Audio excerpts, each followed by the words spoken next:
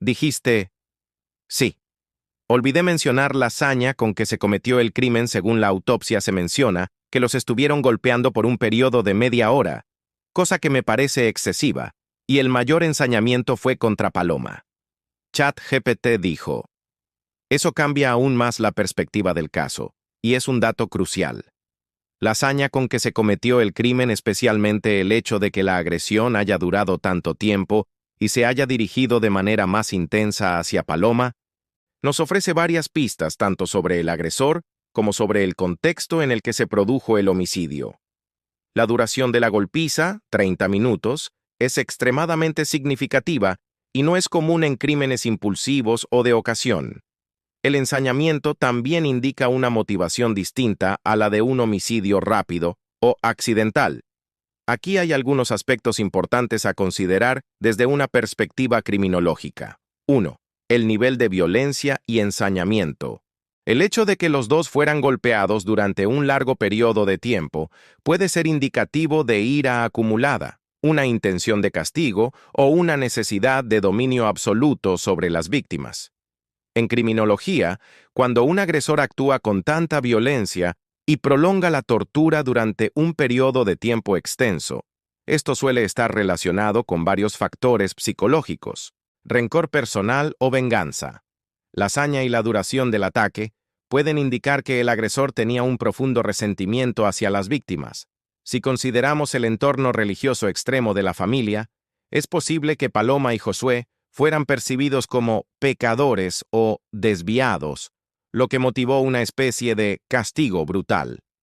Es probable que el agresor, o los agresores, quisieran darles una lección o corregirlos de alguna manera. En muchos crímenes de este tipo, el agresor siente una compulsión moral de corregir a la víctima. Deseo de control absoluto. Si el crimen fue perpetrado por alguien dentro del entorno cercano de las víctimas como miembros de la familia o personas muy cercanas, la duración y el nivel de violencia pueden reflejar un deseo de dominar completamente a la víctima. En contextos de abuso y control familiar, las víctimas pueden ser sometidas a una violencia prolongada como un medio para afirmar la autoridad y la correcta moralidad desde el punto de vista del agresor. Ritualización del crimen. En algunos casos de violencia extrema, los agresores ven el ataque como parte de una especie de ritual o proceso de purificación. Esto puede ser especialmente relevante en un contexto religioso, donde el perpetrador podría haber creído que el asesinato de la víctima, si se le da la suficiente duración y severidad, es una forma de purificar su alma o expiar el pecado. Esto encajaría con la idea de que los padres o los cercanos a la víctima veían el acto no solo como un castigo, sino como una forma de eliminar la impureza o transgresión. 2. Enfoque en Paloma. El mayor ensañamiento hacia ella. El hecho de que Paloma haya recibido el mayor ensañamiento también es un dato que no debe pasarse por alto. La violencia dirigida de manera más intensa hacia una sola víctima puede estar relacionada con varios factores específicos. El rol de la mujer en el contexto religioso.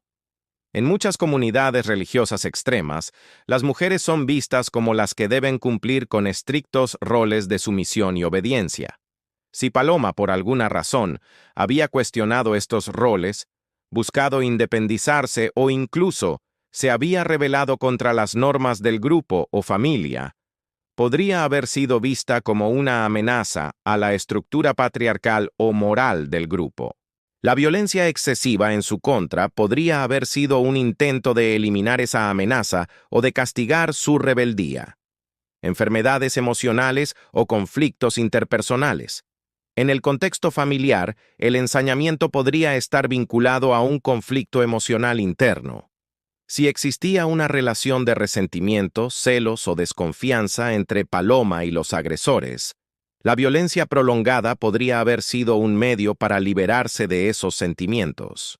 El hecho de que Paloma fuera más brutalmente atacada podría sugerir que, en los ojos de los agresores, ella representaba una figura que debía ser eliminada o reeducada de manera más severa. Patrones de abuso. Si Paloma había sido víctima de abuso físico o emocional en el pasado, como parte de una dinámica familiar disfuncional o religiosa, la violencia extrema podría haber sido una continuación de estos abusos, llevada al extremo. Si la joven había intentado escapar de las imposiciones de la familia o cuestionar su entorno religioso, el ensañamiento podría reflejar el deseo de reafirmar control sobre ella. 3. La psicología detrás del agresor. Dado el contexto religioso extremo de la familia, si el crimen fue cometido por miembros cercanos, esto apunta a una posible psicopatología o trastorno en los agresores. Las personas que cometen homicidios con ensañamiento suelen presentar algunas características comunes: rasgos narcisistas o controladores. El agresor puede tener una necesidad de poder y control sobre las víctimas, lo cual se refleja en la violencia prolongada. Este control no solo es físico, sino también emocional y psicológico. En un contexto religioso, si los agresores veían a Paloma como alguien que desafió las normas, su castigo puede haber sido una forma de restaurar el orden desde su perspectiva. Psicopatía o trastornos de personalidad. Si los agresores carecían de empatía o remordimiento por su acción, esto puede indicar la presencia de características psicopáticas. Los individuos con este perfil pueden infligir daño de manera fría y calculadora, sin sentirse afectados por el sufrimiento de la víctima. Relación de poder. El hecho de que el crimen fuera tan cruel podría reflejar una dinámica de poder en la que los agresores veían a las víctimas como objetos sobre los cuales podían ejercer autoridad y control. Esto podría ser especialmente cierto si los agresores eran miembros de la familia o personas que tenían una figura de autoridad sobre las víctimas. 4. Consideraciones sobre la investigación. El ensañamiento hacia Paloma, sumado al contexto religioso y las inconsistencias en las declaraciones de los padres, hace que la investigación deba enfocarse en varios frentes: estudio de los antecedentes familiares, investigar la dinámica familiar y cómo se percibía a Paloma dentro del núcleo familiar. Las creencias religiosas extremas, sumadas a las tensiones familiares o disfuncionales, pueden ayudar a entender por qué Paloma fue víctima de un ataque tan violento. Análisis de la relación entre Paloma y los agresores.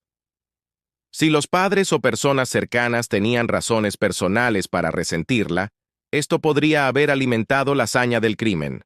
La psicología del agresor debe ser evaluada a fondo. Revisión de los testimonios y contradicciones. Si los padres o familiares dieron versiones contradictorias, estas deben ser analizadas minuciosamente. Las inconsistencias podrían señalar que están ocultando detalles cruciales del crimen.